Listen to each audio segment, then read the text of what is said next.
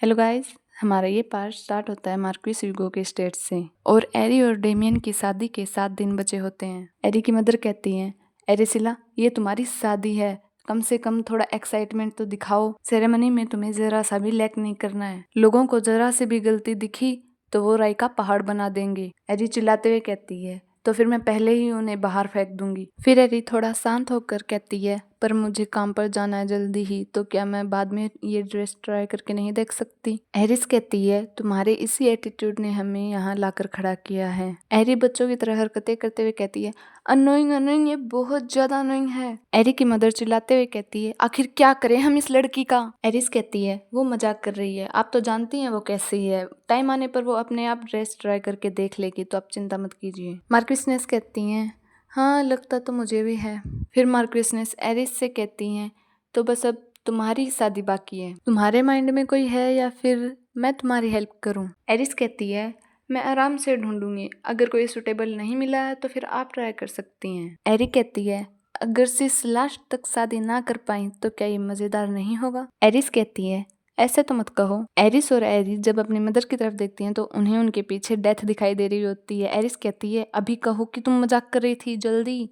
एरी कहती है, I am just joking. Marquis ने शांत होकर कहती हैं, एरिस तुम ही हो बस मेरे पास, मुझे तुम्हारी सबसे ज्यादा चिंता लगी रहती है। तुम्हें ये बात पता है ना? एरिस कहती है, डोंट वरी मॉम, मुझे पता है। एरी उबासे लेते हुए कहती है, मॉम क्या आप इस पर प्रेशर डालना बंद कर सकती हैं? अगर आप उस पर ऐसे ही प्रेशर डालती रहीं तो वो घुट जाएगी बेचारी। मार्क्विसनेस गुस्से में कहती है, ठीक है तो फिर कैसा रहेगा कि थोड़ी बहुत तुम भी उसके जैसी बनो। और एरी बेशर्मों की तरह मुस्कुरा रही होती है। मार्क्विसनेस एरी को मारते हुए कहती है, तुम्हें सुनना बिल्कुल भी नहीं है, लेकिन तुम्हारे पास बड़बड़ करने के लिए बातें कभी खत्म ही नहीं होती। एरी कहती है, बस भी करो मॉम। फिर एरी बेचारी बनकर एरिस के पास चली जाती है और पीछे से मार्क्विस कहती है, काम पर जाने से पहले कम से कम 1-2 ड्रेस तो ट्राई करके देख लो। एरिस एरी के सर पर हाथ रखकर कहती है, चिंता मत करो एरी, वो भले ही कंप्लेन कर रही हैं लेकिन वो अंदर से बहुत ज्यादा खुश हैं। आफ्टर ऑल ये एक लव मैरिज है ना कि पॉलिटिकल मैरिज। अगर ये अरेंज मैरिज होती तो वो मैं होती जो ड्रेस ट्राई करती।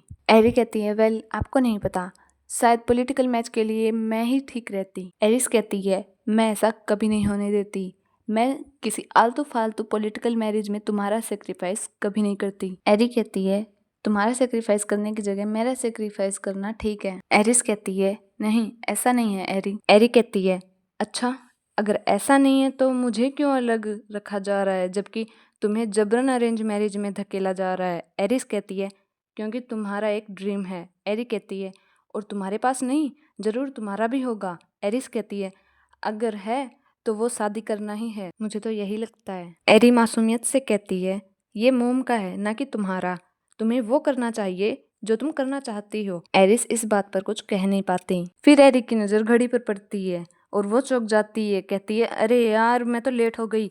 जाते हुए एरिस से कहती है, मैं काम पर जा रही हूँ, मोम से मत कहना कि मैंने ड्रेस ट्राई नहीं की। एरिस भी बोल देती है, हाँ ठीक है। फिर एरिस खाली नजरों से उधर देखने लगती है जहाँ से एरी गई थी। फिर वो कहती है, मेरा ड्रीम, मैंने इस बारे में कभी सोचा ही नहीं। सीन मैजिक टावर पर शिफ्ट होता है। बेचारी एरी थकी हाल कहती है, गाइस मैं तो चली, तुम भी काम खत्म करो और घर जाओ। सैली कहती है, ध्यान से जाना सीनियर। एरी अपने दोनों जूनियर्स को देखकर मन में कहती है, दोनों ज़ॉम्बीज लग रहे हैं, पर अच्छा है फ्लोटिंग स्टोन की रिसर्च कुछ हफ्तों के लिए रुक चुकी है। ऐसा ही चलता रहा तो मुझे शादी के बाद भी ओवर टाइम करना होगा। एरी के मैजिक टावर से बाहर निकलते ही एक आदमी एरी को ग्रीट करता है और कहता है, मैं आपको लॉर्ड वेंडेमिर के ऑर्डर से एस्कॉर्ट करने आया हूँ। एरी कहती है, कौन?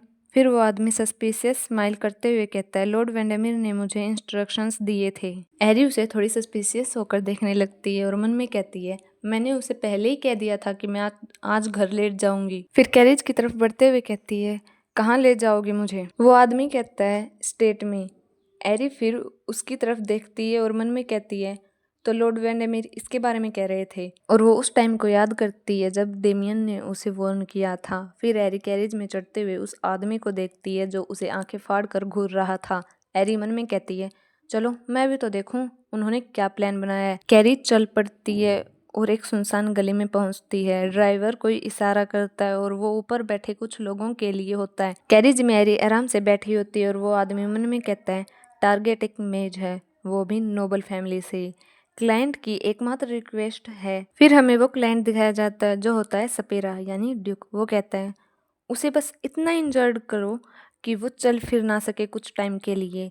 फिर वो प्रेजेंट में आकर सोचता है इसके एक दो हाथ पांव तोड़ना सही रहेगा, और वो एरी को खतरनाक नजरों से देखने लगता है। तभी एरी कहती है ओए तू। वो आदमी कहता है क्या हुआ लेडी यूगो। फिर एरी अपना मैजिक करने लगती है और ऐसा करते हुए वो बहुत ज्यादा खतरनाक और साथ ही साथ सुंदर भी लग रही थी। एरी ने जैसे उसका दिमाग पढ़ लिया हो। वो आदमी जो सोच रहा था वही बात एरी उसके मुंह पर बोलती है, तू बुरा तो नहीं मानेगा ना जब मैं तेरे एक दो हाथ पांव तोड़ दूं। तभी कैरिज में धमाका हो जाता है। ऊपर बैठे आदमी चौंक जाते हैं और कहते हैं ये क्या हुआ। तभी कैरिज का दरवाजा खुलता है। फिर हमें उस आदमी का हाल दिखाया जाता है जिसका हाल एरी ने बेहाल कर दिया था, और वो अटकते हुए ऊपर वालों से कहता है भाग जाओ। ऊपर बैठा लाल बालों वाला आदमी थोड़ा कांपते हुए कहता है डैम इट, मैंने सोचा था ये कोई डेलिकेट नोबल लेडी होगी, लेकिन हमने गलत लड़के से पंगा ले लिया। फिर एरी ऊपर वालों को बड़ा खतरनाक लुक देते हुए स्वैग में नीचे उतरती है और कहती है छुपे क्यों हो चूहो, बाहर निकलो। तभी वो लाल बालों वाला आदमी एरी पर हमला कर देता है, लेकिन एरी फिर अपनी मैजिक बुलेट चार्ज करते हुए उस पर फायर कर देती है, जिससे वो दीवार में जाकर लगता है। फिर वो अपने साथियों को चिल्लाकर कहता है अभी। तभी एरी की तरफ दो आदमी हमला करने के लिए बढ़ते हैं। एक एरी के पीछे हमला करने के लिए आता है। तभी एरी कहती है ये बहुत ज्यादा अनोइंग है। एरी अपना मैजिक फिर से चार्ज करती है और दोनों पर सेम टाइम हमला कर देती है। ये देखकर कि एरी को एक खरोच तक नहीं लगी, दोनों के ठंडे पसीने छूटने लगते हैं। फिर एरी हवा में फ्लोट करते हुए कहती है क्या तुम लोगों को पता है मैजिक को टावर में मेरिट के बेस पर स्टार बैच मिलते हैं। टावर मास्टर के पास 7 स्टार्स हैं, आधे से ज्यादा मैजिक को तो एक भी नहीं मिलता। ये कहते हुए एरी उन लोगों को अपने मैजिक से पकड़ लेती है। फिर हमें एरी के स्टार दिखाए जाते हैं और वो आगे कहती है पर मेरे पास 4 हैं, तो ये बिल्कुल भी एक्सपेक्ट मत करना कि तुम्हारी मौत आसान होगी। ये कहते हुए एरी बड़ी ही खतरनाक स्माइल करती है। एरी उन लोगों को डीमन से कम नहीं लग रही थी। फिर हमें डेमियन के घर का सीन दिखाया जाता है। वो बेचारा तो इन गुंडों की ये हालत देखकर शौक के मारे एक जगह जम जाता है। फिर कहता है माय लेडी ये सब। एरी उसे टोकते हुए कहती है ऐसा लग रहा है तुम्हारे फादर ने मुझे गिफ्ट भेजे हैं। फिर वो सीरियस होकर कहती है तो क्यों ना हम एक छोटी सी बातचीत कर लें लॉर्ड वेंडमीर। एरी का ये सीरियस मूड देखकर डेमियन का चेहरा नीला पड़ जाता है।